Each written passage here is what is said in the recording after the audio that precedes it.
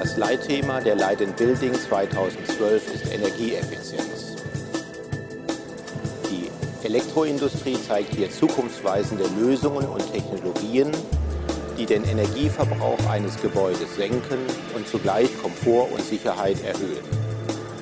Von LED-Technologie über Photovoltaik und Elektromobilität bis hin zur intelligenten Stromnutzung mit Smart Metering und Smart Grids stellen 2100 Hersteller ihre Weltneuheiten vor.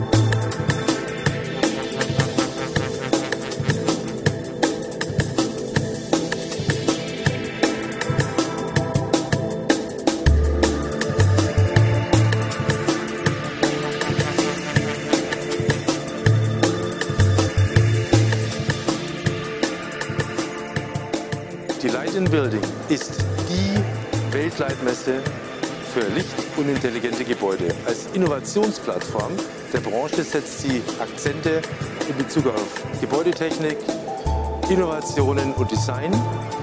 Sie ist eine Plattform für internationale Geschäftskontakte und sie ist ein Muss für alle, die in dieser Branche auch in Zukunft erfolgreich sein wollen.